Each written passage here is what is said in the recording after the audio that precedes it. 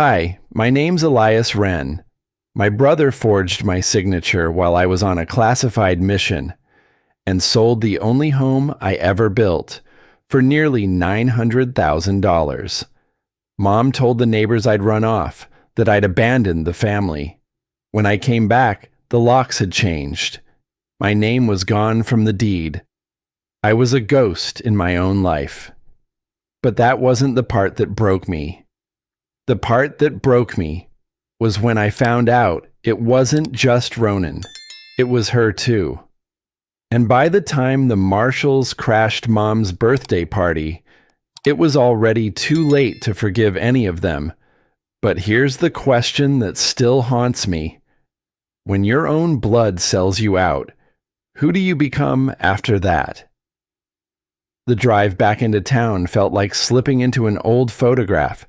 Everything familiar, but just slightly out of focus. The sun had started to dip over the Virginia hills, spilling gold over the wet asphalt.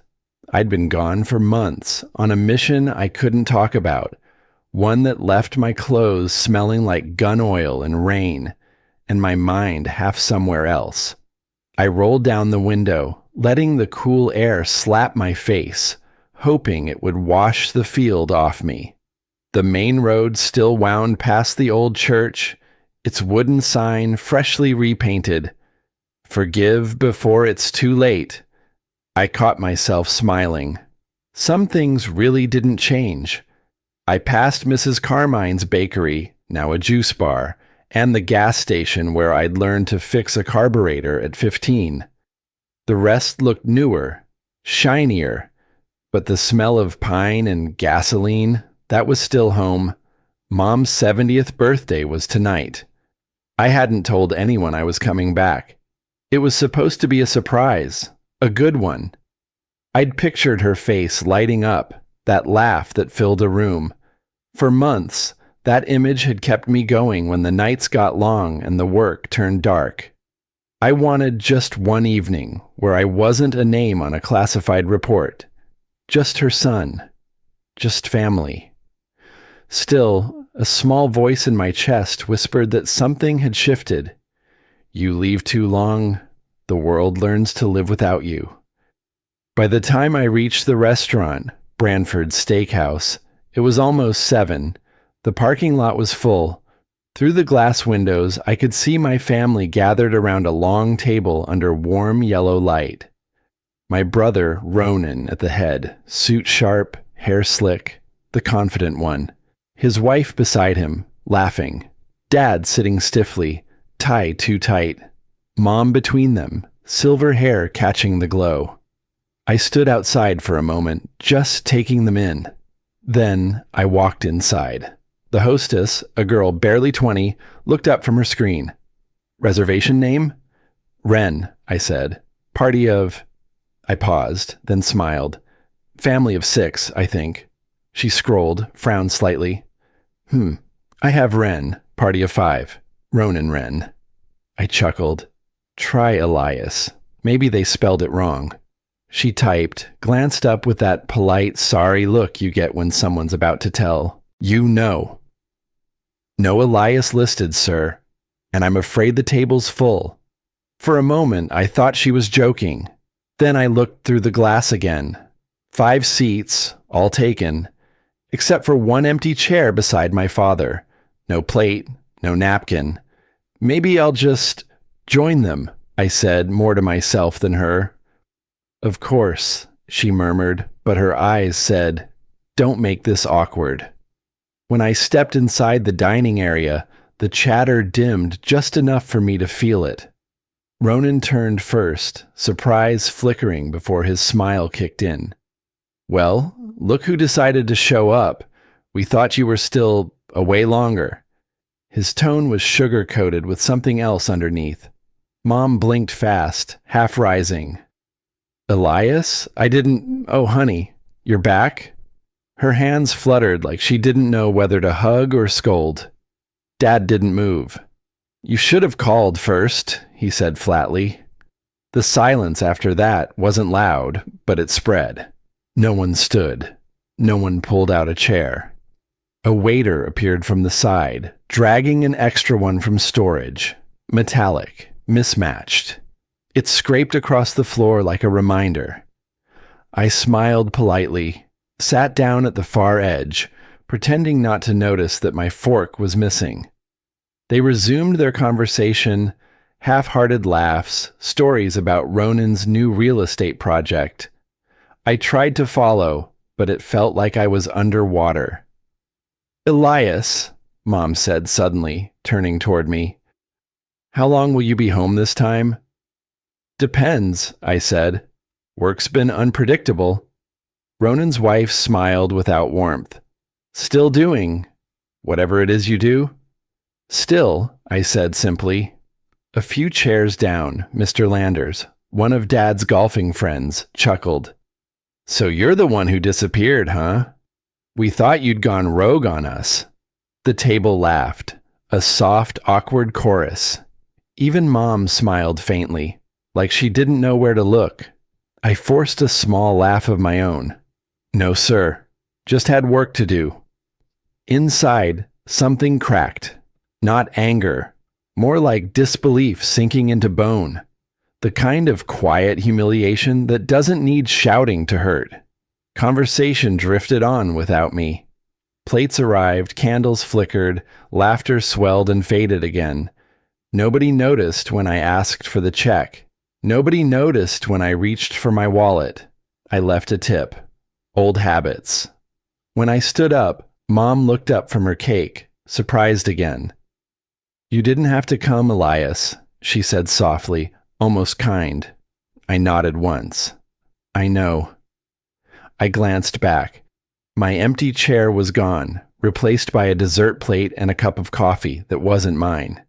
As I walked out, the noise dimmed behind me. Outside, the glass caught my reflection, my face overlapping Ronan's through the window. Same bloodline, different lives. The night air bit colder than before. My truck was parked under the same flickering streetlight as when I'd arrived. I climbed in, turned the key. Then my phone buzzed on the passenger seat, a notification from the county recorder's office. I frowned and tapped the screen. "Transfer of ownership completed. Property year to 1027. Authorized by E. Wren." I stared at it, the words burning into my brain. I never signed a damn thing. Sleep never really came that night. The rain tapped the window for hours, steady, mocking.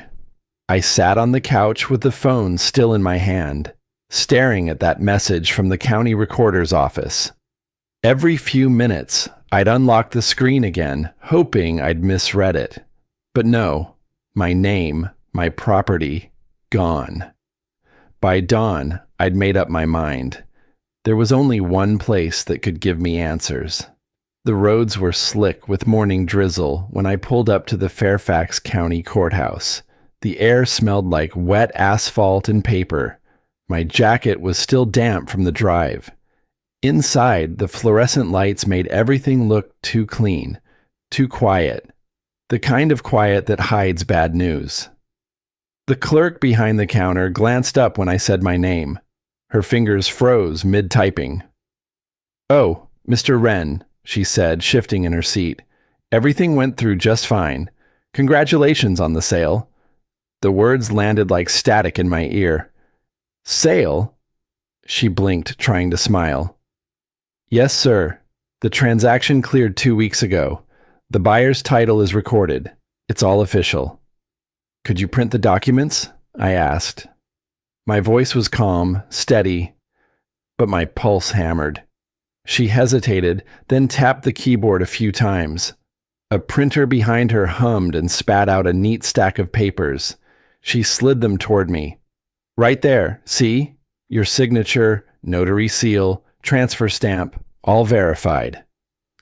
I looked down.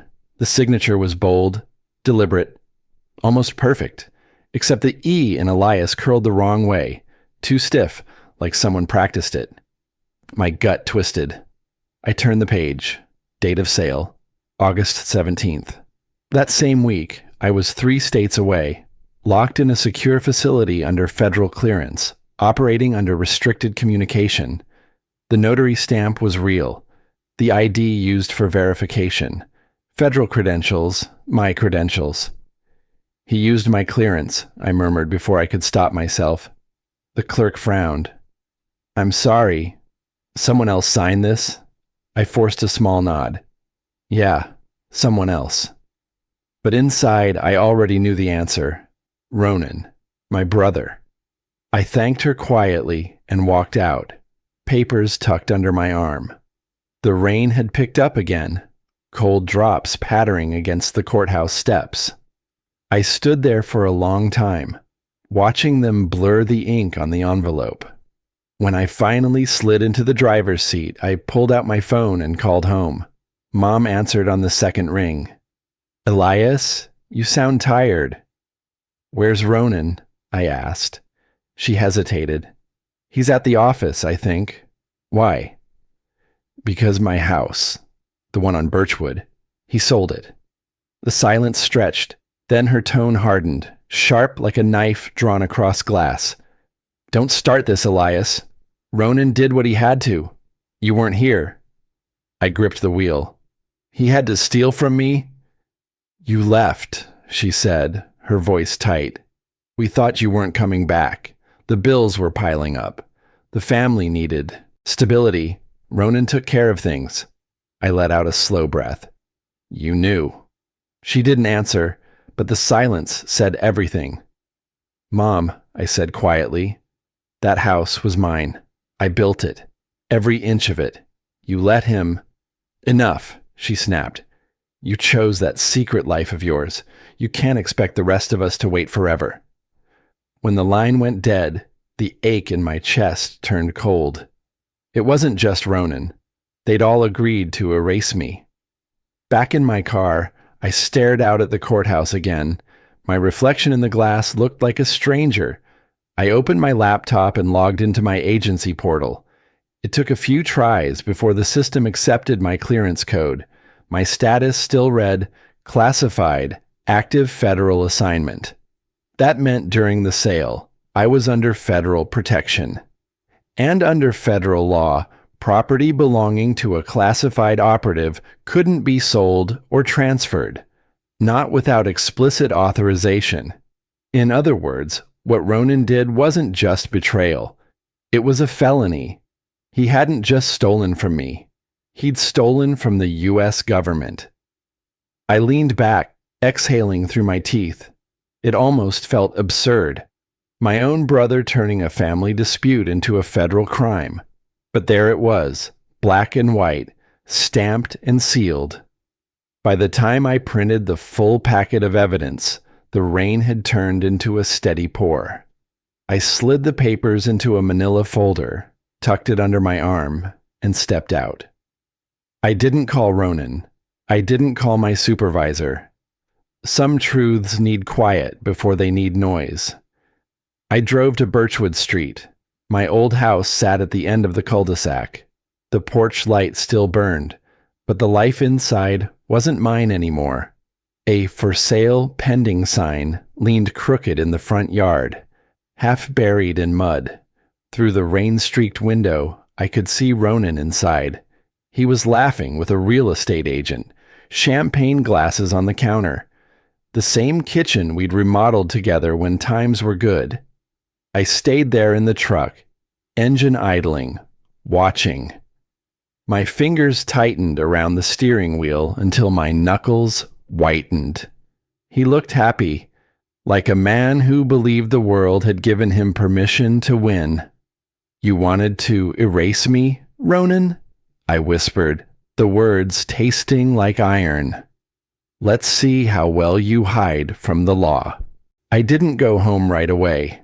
After leaving the street where Ronan laughed inside the house that used to be mine, I drove aimlessly for a while. No music, no thoughts I wanted to hold on to. Just the sound of wet tires against pavement. At some point, I ended up at the 24-hour diner off Route 50, ordered a coffee I didn't drink, and sat with the manila folder in my lap like it might combust.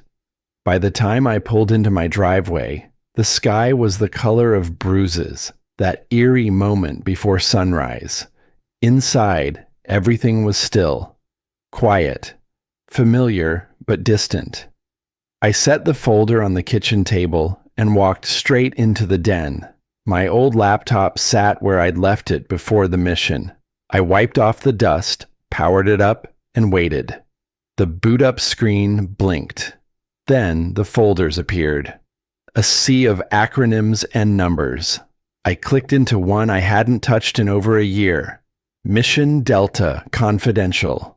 Most of it was field logs, encrypted audio, tactical prep notes. But then one file jumped out at me. Home Annotation 04 Wave. I didn't remember recording it. No label, no red flag on the title. Just sitting there. I hit play. The static gave way to my own voice.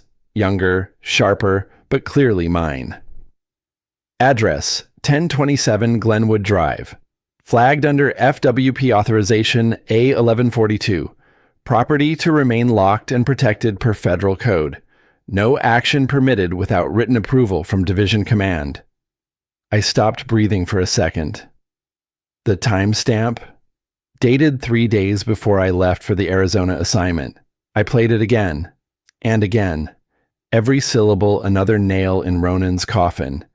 He hadn't just faked a signature. He'd moved on a property actively protected under federal witness law, while I was flagged as classified and unreachable. This recording wasn't just proof. It was a weapon. I leaned back in the chair, heart pounding, hand trembling over the touchpad. It was strange, the feeling. Not anger. Not yet. It was something colder, deeper, like clarity sharpened into a needle. I pulled out a USB and dragged the file over. Then I started printing. Every screenshot, every page of metadata, the property flag, my clearance status, and the transfer date. When the printer stopped, the room felt like it had exhaled, but I hadn't. Not yet. The sound of my own voice still echoed in my ears. And with it came a memory I hadn't visited in years. The day I bought the house. It was spring. Warm light on the lawn. I had just signed the papers. The realtor shook my hand and handed me the keys. I turned around, and there was Ronan standing by the porch, grinning. "Guess one of us finally made it out of this dump," he said, half joking. Maybe. I laughed, but something inside me recoiled. His eyes didn't match the tone. He slapped my back, congratulated me like a brother should. But it felt like I'd stolen something he thought was his. He congratulated me with his teeth, not his heart. And now, years later, the house was his. Just not in the way he'd earned. I shook off the memory and went back to the screen. I composed an email. Subject: urgent. Unauthorized property transfer body. Deputy Marshal Rowan, I need to report the unlawful sale of a federally protected property. My name is Elias Wren. I believe a forgery has taken place using my credentials and signature while I was classified and off-grid. Attached are supporting documents. Please advise on next steps. EW. The cursor blinked at me. Steady. Waiting. My finger hovered over send. If I pressed that button, things would move. Fast. Ronan would be arrested. Mom would be dragged into it. Everything would change. I thought about her. About how she looked at me at the restaurant. Not with hate. Not even disappointment. Just distance. Like she'd already made peace with my absence. I clicked save draft instead. Not yet. That's when my phone rang. Mom. I let it go to voicemail, then picked it up. Something in me knew she'd call again. And she did. "Ronan says you're stirring things up again," she said before I could speak. Her voice was sharp, but tired. "I'm not stirring anything," I answered. I'm just not pretending anymore. You left, she snapped. You walked away. We were here. We dealt with everything. Bills, pressure, questions. You can't just come back and... He forged federal papers, Mom. She didn't answer. I have proof. Clear as day. Her breath hitched. You think the government cares about us? About this family? No, I said. But they'll care about what he did. A pause. Then, you think this makes you better than him? No. I think it makes me different. She hung up. The silence afterward felt heavier than any briefing room I'd ever sat in, more permanent. When the sun began to break through the blinds, I stood up, gathered everything, the USB, the printed pages, the folder, and slipped it into a black envelope. On the table sat a chair I dragged back from the restaurant's alleyway, the one no one offered me that night. I'd brought it home, cleaned it, set it at the table like some ghost of a seat. I looked at it now. The light hit it just right. You'll have a place at the table when this is done, I whispered. I stepped out into the quiet morning. The sky was soft blue. Dew clung to the porch railing. I was halfway down the steps when I noticed the black sedan idling across the street, windows tinted, engine running. The driver's side door opened slowly. A man in a gray suit stepped out, sunglasses pushed up onto his forehead. He held up a badge. Mr. Wren, he called, calm and low. We need to talk about your brother. The man in the gray suit didn't blink. I followed his lead as he turned and walked back toward the waiting sedan. I didn't ask questions. Not yet. He opened the passenger door, gestured for me to slide in, and I did. My boots tracked in the grit from the curb, and the leather seat squeaked under me as I settled. We drove in silence through the early morning traffic, the sun just starting to peek above the rooftops. He didn't introduce himself until we reached the underground garage of a federal building off Courthouse Road. Jace Rowan, he finally said as we stepped into a private elevator. Deputy Marshal, you've caused quite a stir, Mr. Wren. Inside the small interview room, he laid a thick folder on the table between us.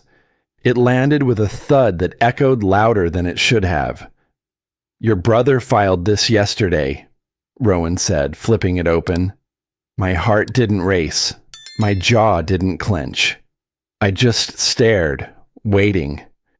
He's accusing you of forging his authorization, Rowan continued, and misusing federal protections for personal gain. I gave a short, bitter laugh. He's faster than I thought. Rowan didn't smile. He tapped the page again. He also stated you're mentally unstable, claimed your last deployment ended with a medical discharge due to erratic behavior. I looked up. Let me guess. He said I talk to shadows? Hear voices? Rowan didn't flinch. He said you disappeared for a year, left your family in limbo, and now you're back with fabricated files. He's mixing truth with poison, I said quietly. That's what he's always done best. The silence between us stretched.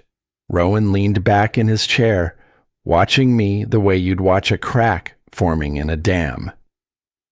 You realize, he said slowly, that we now have competing claims, and you're under preliminary investigation just as much as he is.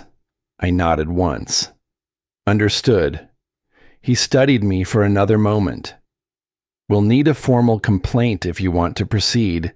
You'd be required to unseal your classified mission records for verification. My hand flexed slightly on the table. I had known this was coming. The cost of dragging truth into daylight. You can't get justice without exposing yourself, Rowan said. That's the trade. I met his gaze. Then I'll expose it all. A flicker of surprise crossed his face, quickly hidden. He nodded. I left the building just past noon. The heat had started to rise, and I could feel sweat gathering at the base of my neck. I didn't go home. Not yet. Instead, I drove straight to Vale and Partners Realty, Ronan's playground. The front office was all chrome and glass, trying to look like wealth instead of debt. The receptionist looked up and froze as soon as she saw me. Something in her expression told me she knew who I was, or had been warned. She stammered out a greeting, but I was already past her. Ronan's office door was open. He was leaning back in a leather chair, feet propped on his desk like a man who'd already won the game.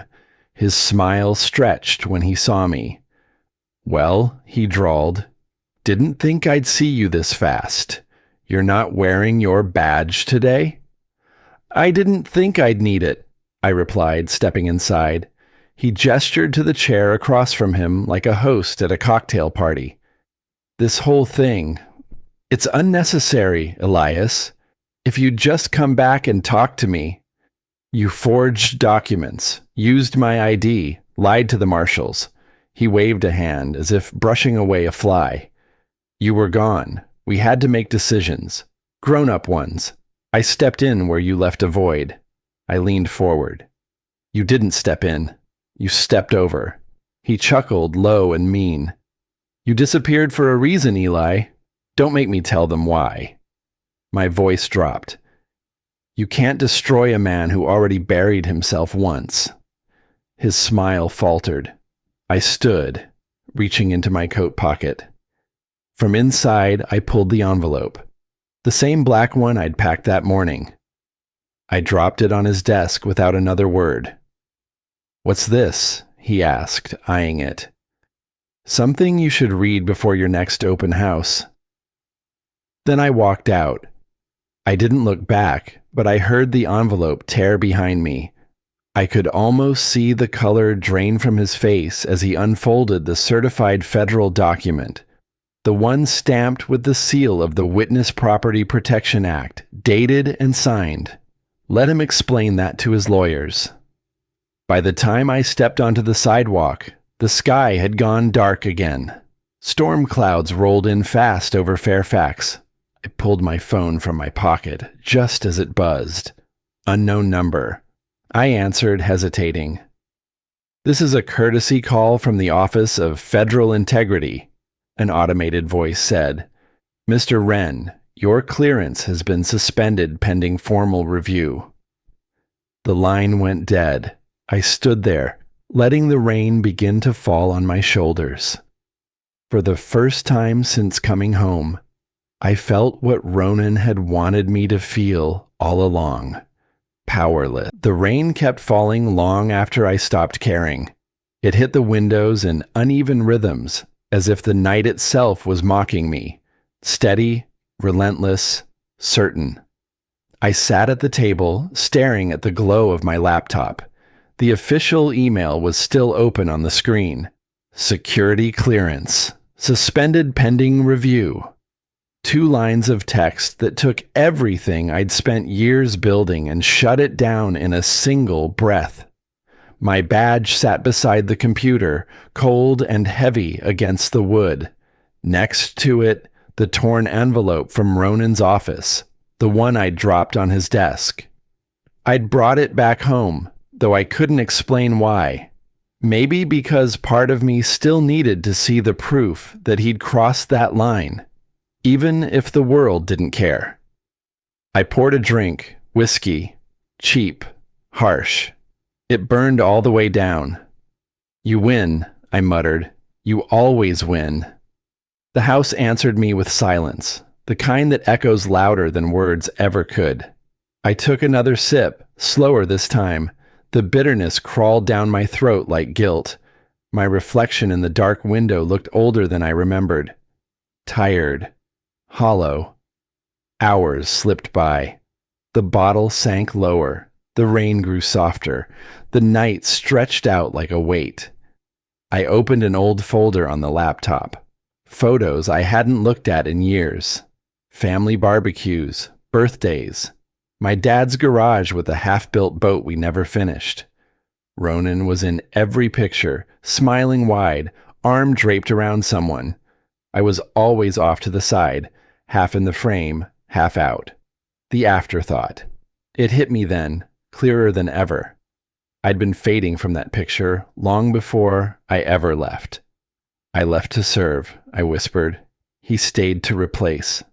The words tasted bitter, but true. I closed the laptop and grabbed my keys. I needed air, or maybe just somewhere that wasn't haunted by ghosts still living. The rain hadn't stopped. The roads shimmered under the streetlights as I drove, no direction in mind. Every stoplight turned green like the world was waving me through without care. Eventually, I found myself pulling into a small diner off Route 460. The sign flickered weakly. Annie's Diner, the same place Dad used to bring us for pancakes after church. Inside, the lights buzzed faintly. The smell of coffee and frying oil wrapped around me like a blanket that didn't quite fit anymore. A young waitress, maybe mid-20s, walked over. Her name tag read Jamie. She had tired eyes, the kind that had seen too much for her age. She glanced at me twice before saying, "You were that federal guy, right? The one who disappeared?" I managed a faint smile. "Guess that's me." She chuckled softly, shaking her head. "Guess we all disappear somewhere." She poured me a cup of coffee without asking.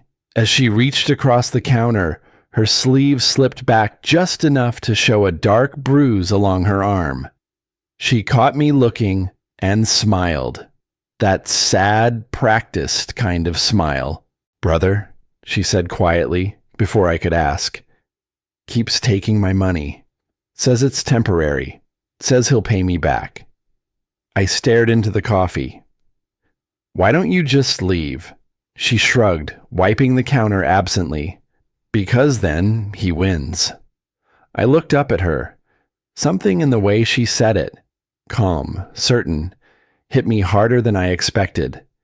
It was the same phrase I'd been telling myself my whole life, that leaving meant losing, that silence meant surrender. But maybe it didn't. Maybe it meant freedom. For a long time, neither of us spoke.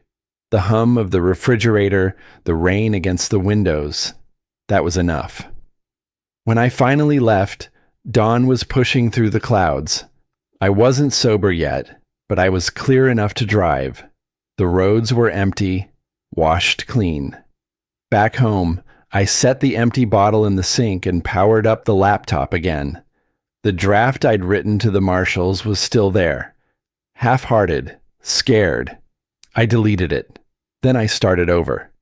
Attaching proof of forgery, federal property ID, and witness protection authorization. Do what you have to do. I'm done hiding. I hit send. For a long moment, I just sat there, staring at the screen. The cursor blinked, patient, like it knew what I'd just done couldn't be undone. Across the room, the empty chair caught my eye again.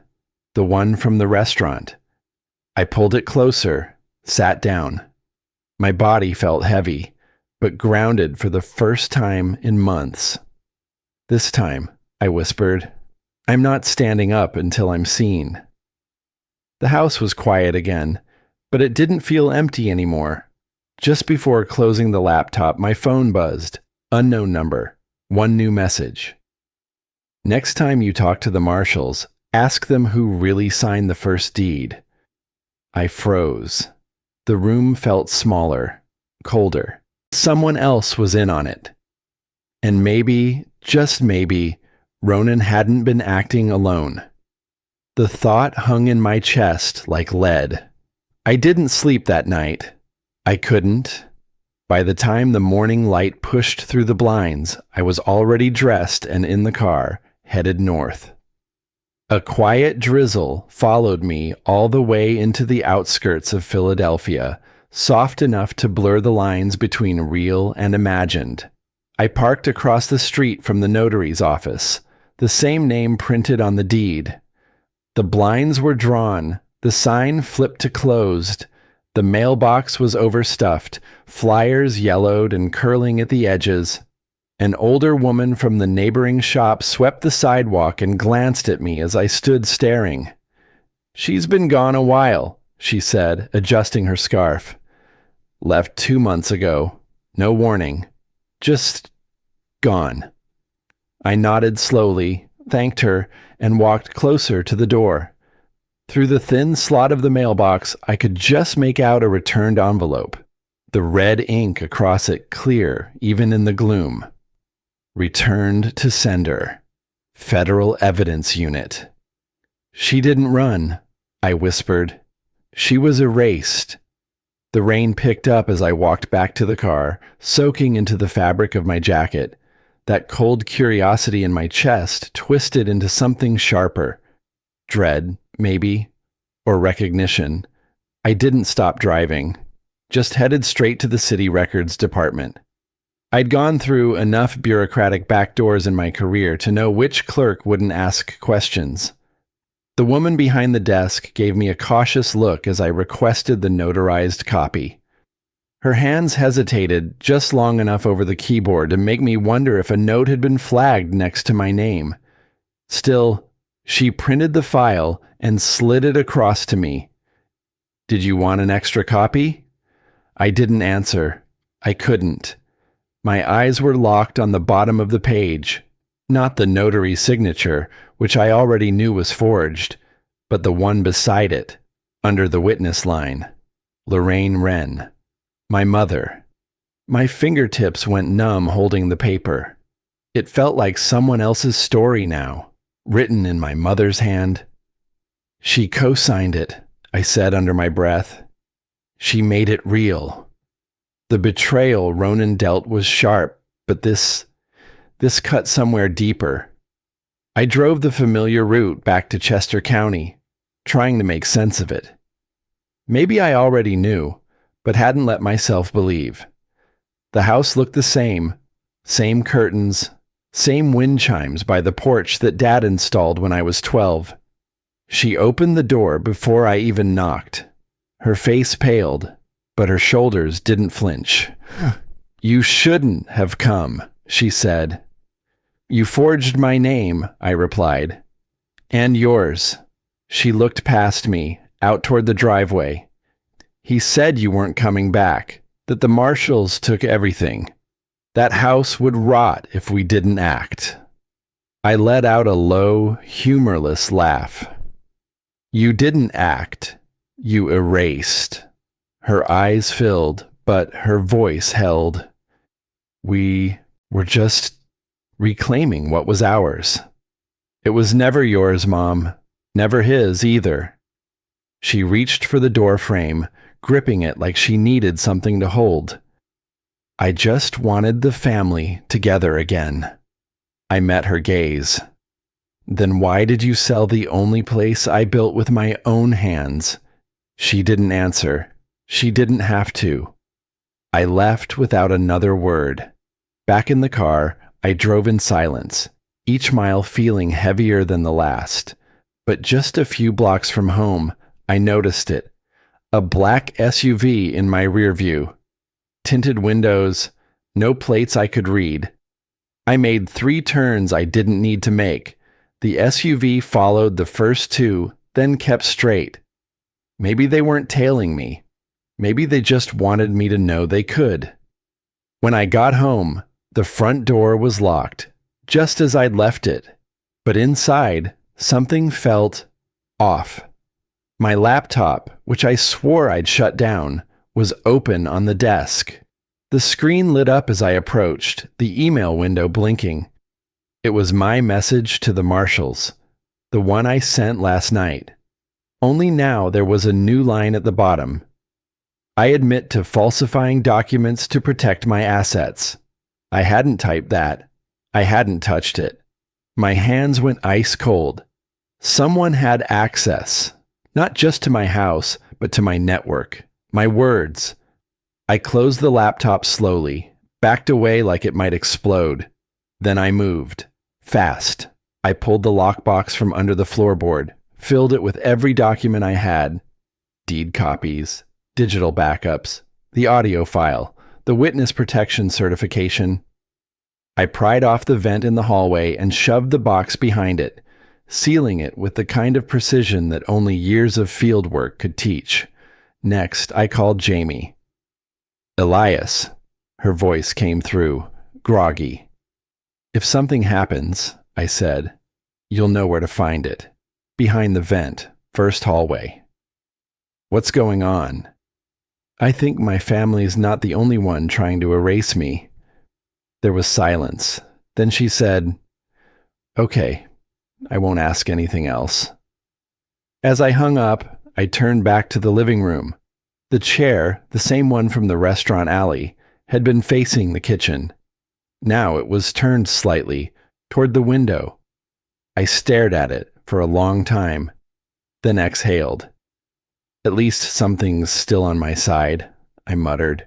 I was just about to sit when the knock came. 3 sharp raps, not hesitant, not friendly. I opened the door. Deputy Marshal Rowan stood there, his tie crooked, eyes hollow. "Mr. Wren," he said, voice low, "we need you to come with us. There's been a breach in your witness file." I didn't move, because in that moment I realized this wasn't about Ronan anymore. Someone else, someone higher, wanted me gone. The drive to the federal facility was silent except for the hum of the tires on the wet road. Rowan sat in the passenger seat, hands folded, eyes fixed forward. He didn't speak, and neither did I. The air between us carried something unspoken. Not hostility, but the kind of mutual understanding that comes only when both men have seen too much. When we arrived, the guards at the gate didn't ask for my ID. They already knew who I was. That told me everything. Inside, they led me to a windowless interrogation room. No clock, no reflection, just the buzz of fluorescent lights overhead. The kind of place where time doesn't exist, where truth goes to die quietly. Rowan came in 10 minutes later, holding a thick file. He set it on the metal table between us with the care of someone laying down explosives.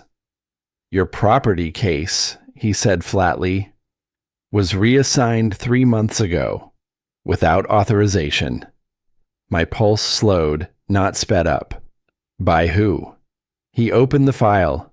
Inside were copies of reports, legal orders, and affidavits, all stamped, all official looking. Every one of them bore my name, my signature.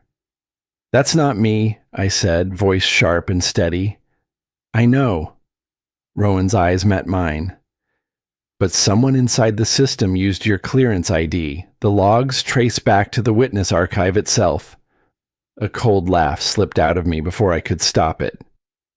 So it wasn't just family stealing from me. It was federal hands doing the laundering. Rowan didn't disagree. He leaned forward. "Your brother's sale wasn't the point, Elias. It was a gateway. Someone inside used the property as a test case, a way to funnel protected assets off the grid." I looked down at the files again. Rows of property addresses, familiar names, every one of them tied to the witness protection database. "They needed someone disposable," Rowan said, "someone already under classified review, someone they could bury with paperwork if it went wrong." "And Ronan?" I asked quietly. "He was the bait." "Not just bait," Rowan said. "He was a willing one. They made him believe it was his idea, a family redemption, a way to save what you left behind." I stared at the wall for a long time. "He's always been easy to flatter," I murmured. For the first time, Rowan looked almost sympathetic. "If you go public, you'll lose everything. Your immunity, your pension, your record. The agency will call you unstable, just like he said." "So if I stay quiet," I replied, "I become part of it." Rowan's silence was answer enough. "You didn't say that," I added. He exhaled. I didn't have to. The light above us buzzed, flickered once, then steadied. The sound filled the gap where my anger used to be. I wasn't furious anymore. I was something worse, awake. "Give me a copy," I said finally. Rowan hesitated, then slid a thumb drive across the table. "You didn't get this from me." I pocketed it, stood up, and walked out before he could change his mind. By the time I reached the Potomac, dusk had settled like smoke over the water. I leaned against the railing, the drive cold in my hand, the wind cutting through my coat. It wasn't about Ronan anymore. It wasn't even about the house. It was about every name buried beneath signatures like mine. I called Jamie. She picked up on the second ring. "It's bigger than family now," I said. "What are you going to do?" "The same thing they fear most," I told her. "Tell the truth." There was a pause, and then her voice softened. "You sound different." "Because I finally get it," I said. "Truth isn't a weapon. It's a mirror. The closer they stand to it, the more it burns." The wind shifted, carrying the smell of rain off the river. I stared at my reflection, fractured, blurred by ripples. Maybe that's what truth really looked like. Not clean, not whole, but impossible to erase. That night, I sat at my desk again. The empty chair was still by the window, waiting. I opened the laptop, inserted the thumb drive, and started typing. Subject line: The Wren Report. Body: To whom it may concern, you've buried enough. Then I attached the files. Every falsified report, every property record, every cover-up. I encrypted the drive and set it to auto-send to multiple journalists, legal offices, and agencies in 72 hours. Insurance. Finally, I composed one more message. This one to Ronan. "Congratulations on your new listing. It's about to go viral." I leaned back, watching the progress bar inch forward. When it finished, I closed the lid and turned toward the window. The chair caught the glow of the streetlight outside. I smiled faintly. "Your seat's ready," I whispered. For the first time in months, I felt something close to peace. Then my phone buzzed. Video message. Unknown number. I pressed play. Ronan's face filled the screen, that same arrogant smirk pulling at his mouth. "Nice move, little brother," he said. "Too bad you sent that file from my office network." The screen went black. I sat there, frozen. My heart didn't race. It dropped. Because I knew what that meant. The upload trail led back to him. Every journalist, every agency, every investigator would see Ronan's company as the whistleblower. He wasn't protecting himself anymore. He was daring me to finish the game, knowing whichever one of us fell, the other would burn too. By morning, the federal team had locked down the operation. The files had reached the right hands. The warrants were signed before noon, and by sunset, I was standing outside a banquet hall dressed in the kind of suit I hadn't worn since Dad's funeral. The rain had stopped, but the ground still glistened under the amber glow of string lights curling along the eaves. Inside, I could hear laughter, muffled, hollow, and clinking glasses. The door to the side hallway opened with a soft creak. I stepped in quietly, the hum of an old air vent my only company. A moment later, the chatter grew louder as I entered the main hall. My mother's voice rang out from the center of the room. "You came after all." I nodded, keeping my hands in my coat pockets. "Wouldn't miss it." The place was dressed up like a movie set. White linens, silver cutlery, and centerpieces made of fake orchids. Familiar faces everywhere. Distant cousins, neighbors from the old church, a few folks I hadn't seen since high school. They smiled as if nothing had happened, as if time had healed what silence couldn't. And there he was, Ronan, holding court near the podium, flanked by friends in expensive suits, glass in hand, tie loose like always. He spotted me, and that smug little smile crept onto his face, the one that said, "I always come out on top." He walked over slowly, each step calculated. "We're doing this here?" he muttered under his breath. I met his eyes, my voice low. "I'm not doing anything. You already did." Before he could respond, the host tapped a spoon against a champagne flute, and all eyes turned to the stage. Ronan climbed up and took the mic, soaking in the attention like he'd rehearsed this moment 1,000 times. "Tonight," he began, "we celebrate family and forgiveness." The crowd chuckled politely. He gestured toward me. "Even my brother's here. Took you long enough to come home, hero." I didn't react. I scanned the room. Near the back, tucked between pillars, I saw them. 2 men in dark suits, standing too still, their earpieces catching the soft glint of chandelier light. He doesn't know yet, I thought. He doesn't see them. Ronan kept talking. "Family's complicated, sure, but in the end, we show up. We remember what matters. And we move on." Halfway through his sentence, the double doors at the far end burst open. "Federal Marshals!" a voice barked. "Everyone remain where you are." Gasps erupted across the room. A woman screamed. Plates clattered as people stood, unsure whether to flee or freeze. And there he was, Deputy Marshal Rowan, stepping through the doorway like a blade through fabric. He raised a warrant. "Ronan Wren," he called out, voice cutting through the chaos. "You're under arrest for federal property fraud, obstruction of justice, and conspiracy against the United States government." Ronan's mouth opened, but no sound came out. He still held the microphone, his hand trembling now. "This is a mistake," he shouted. He's the one. It was Elias." Rowan didn't blink. "You might want to check your email, Mr. Wren.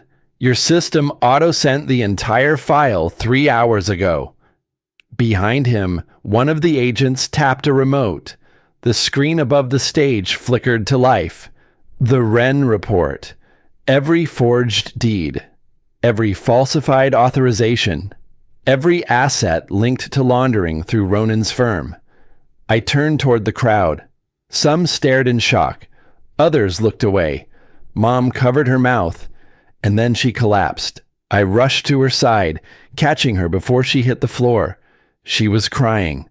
Real, deep sobs that came from somewhere bone deep. "Ronan," she gasped.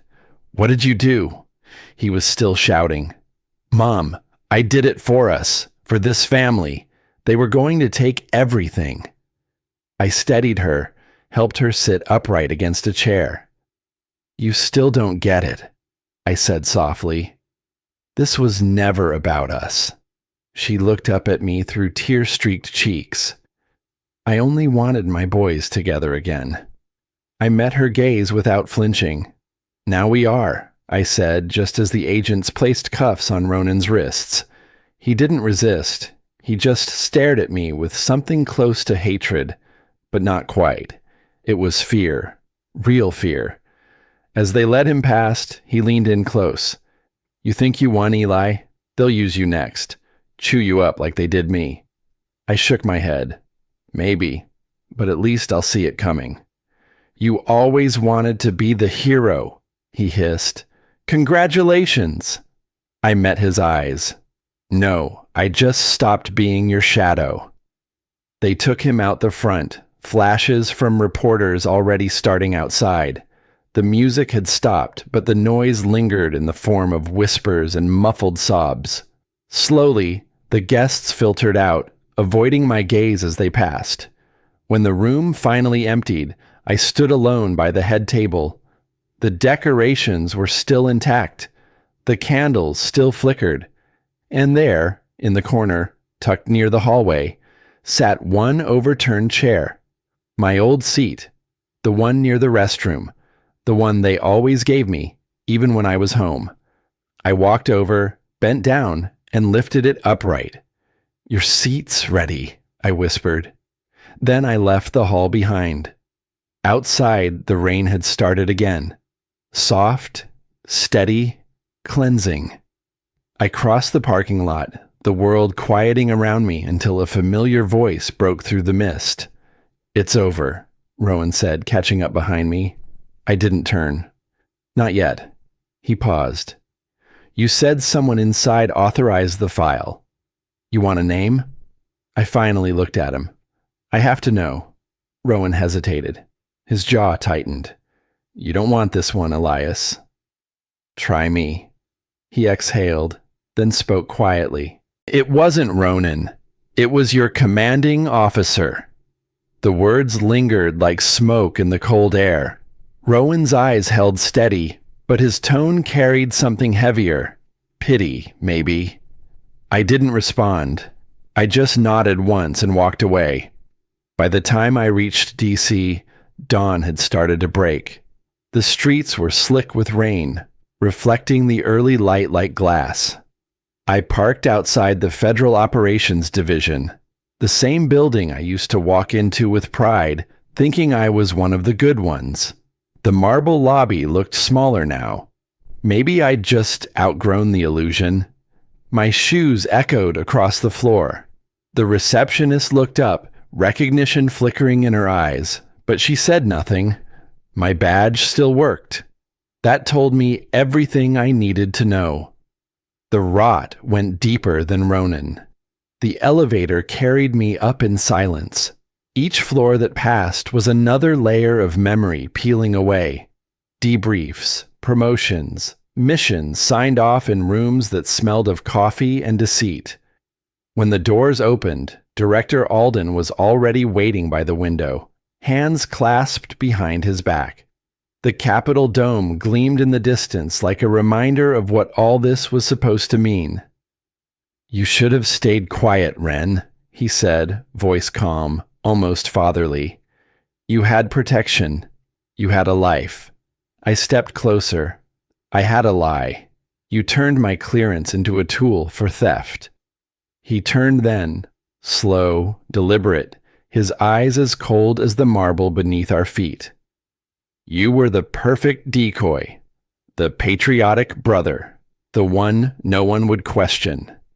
A laugh escaped me, bitter and sharp. "So that's what the mission was really about?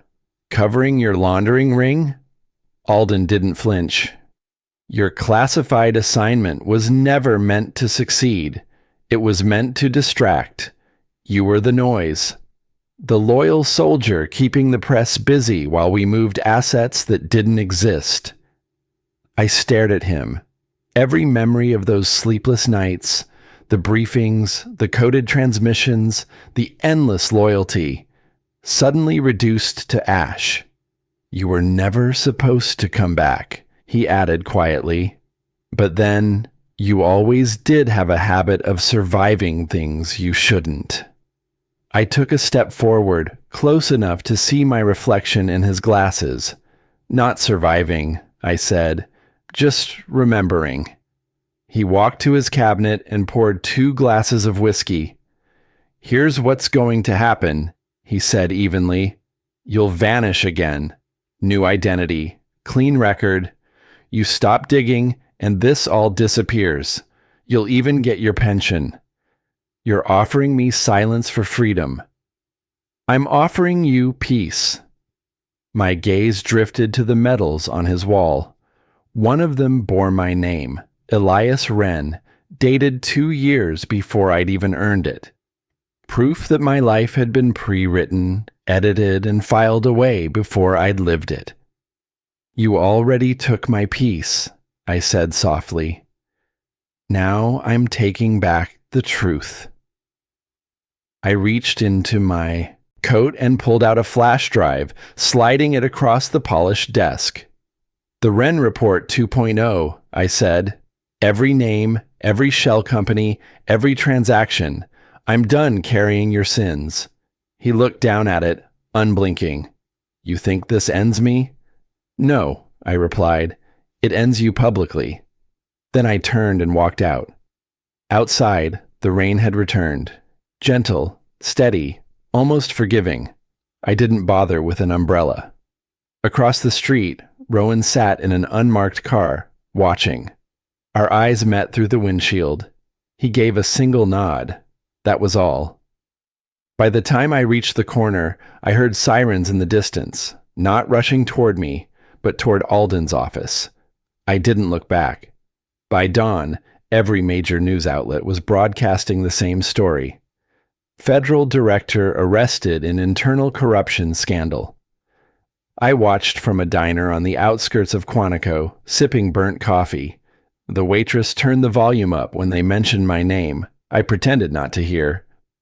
A few weeks later, I found a small cabin off a dirt road near the woods. It wasn't much, just a roof, a creaky porch, and enough quiet to finally think. I fixed the porch swing myself, one screw at a time, the wood warm under my palms. The sound of wind in the trees reminded me I was still alive. Jamie visited once a week.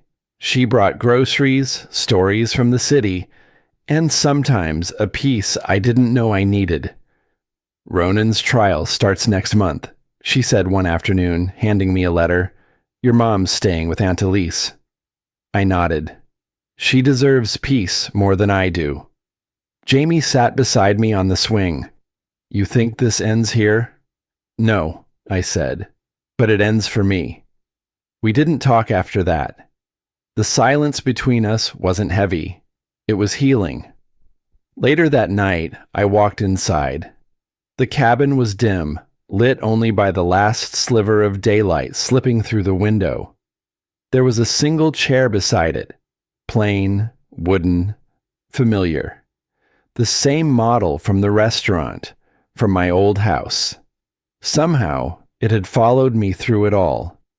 I placed a folded document on the seat. Federal clearance revoked. You can rest now, I whispered. I turned off the light. The rain had stopped. For the first time in years, there was no hum of tension in my chest, no ghost waiting in the corners of the room. Just stillness. Justice hadn't come with handcuffs or applause. It had come quietly, like forgiveness. I sat by the window for a while, listening to the world breathe again. And in the soft voice of my own mind, I said the words that would never make the papers. They said family makes you who you are. Maybe they were right. Mine made me strong enough to stop them. Sometimes justice doesn't come with sirens. Sometimes it just sits in silence and breathes again. My phone buzzed once on the table. Rowan's name appeared on the screen. You should know, Elias, he said, his voice low. Alden wasn't acting alone. I smiled faintly, eyes on the horizon. Then I'll see you when the next storm hits. Outside, thunder rolled somewhere far away. This time, it didn't sound like danger. It sounded like the world exhaling.